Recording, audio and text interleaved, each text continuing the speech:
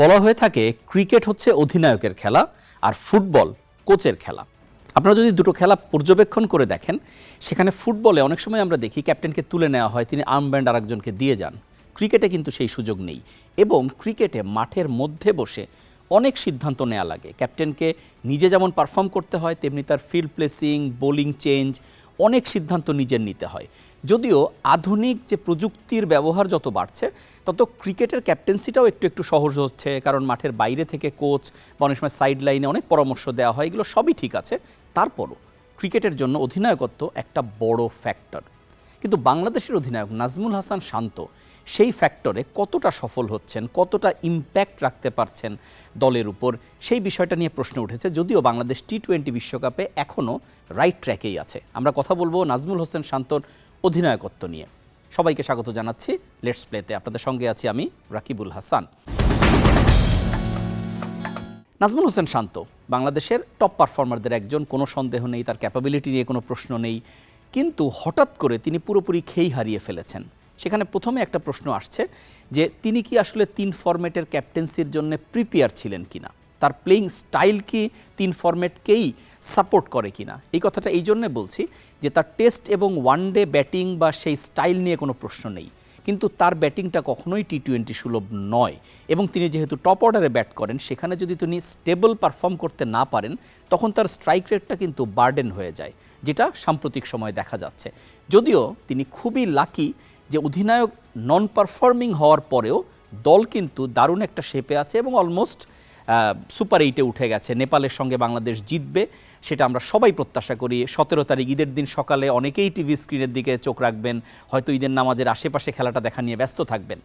এখন এই যে দল রাইট ট্র্যাকে আছে, সেই ট্র্যাকে নাজমুল হোসেন শান্তকে রেখেছেন মূলত বাংলাদেশের বোলাররা, এবং তারা যে পারফরমেন্স দিচ্ছেন, এবং সেটা শুধু এই সময়ের জন্য নয়, বেশ কিছুদিন ধরেই বাংলাদেশের বোলাররা just on their top of their performance. এবং সেখানে পেস বোলার যেমন, স্পিনার তেমন, সব মিলে এখন জন্ম সনদ দিয়ে খোলো বিকাশ স্টুডেন্ট অ্যাকাউন্ট। নিজের বিকাশ নিজে কর। বাংলাদেশ একটা সময় ডেথ বোলিংয়ে বেশ ভুগত, মানে ইনিংসের শেষ দিকের ওভারগুলো এলোমেলো হয়ে যেত। সেই জায়গা থেকেও বাংলাদেশ বেরিয়ে তো এসেছেই, বরং উল্টোটা ঘটছে। আপনি যদি লাস্ট কয়েকটা ম্যাচ ফলো করে দেখেন, যে ম্যাচের শেষের দিকে একটা পর্যায়ে মনে হচ্ছে যে বাংলাদেশ বোধহয় হেরে যাবে, ম্যাচটা বোধহয় ফসকে গেল, ঠিক সেই সময় বাংলাদেশ ব্রেক থ্রু পায়, ঠিক সেই সময় বাংলাদেশ রানের চাপ তৈরি করে, সব কিছুই ঘটছে। ফলে বোলারদের এই যে পারফরমেন্স, সেটা কিন্তু নাজমুল হোসেন শান্তকে দারুণ একটা সাপোর্ট সিস্টেম দিচ্ছে। কিন্তু সেই সাপোর্ট সিস্টেম থাকতে থাকতে তাকে নিজেকে তো ফর্মে ফিরতে হবে। কারণ আপনি যদি তার সাম্প্রতিক পারফরমেন্স দেখেন, বিশ্বকাপে 3টি ম্যাচ খেলেছেন, 3 ম্যাচ মিলে তার রান হচ্ছে 22।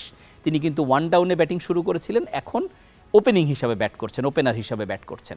ঠিক একইভাবে আমরা যখন লাস্ট 6 ম্যাচের হিসাব করব, মানে বিশ্বকাপের আগে বাংলাদেশ একটা প্রস্তুতি ম্যাচ খেলেছিল ভারতের বিপক্ষে, তার আগে যুক্তরাষ্ট্রের সঙ্গে সিরিজ ছিল, এই লাস্ট 6 ম্যাচ তার রান হচ্ছে মোট 61।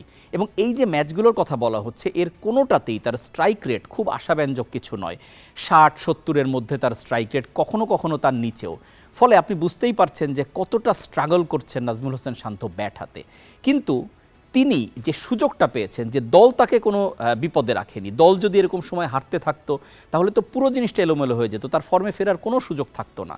এখন নাজমুল হোসেন শান্তর সামনে যেহেতু নেপাল ম্যাচ, বাংলাদেশের সামনে নেপাল যদিও ভালো দল, কিন্তু তারপরও এটা তো আমরা মানতে রাজি নই যে নেপাল বাংলাদেশকে হারিয়ে দেবে বা বাংলাদেশের চেয়ে শক্তিধর, তা না।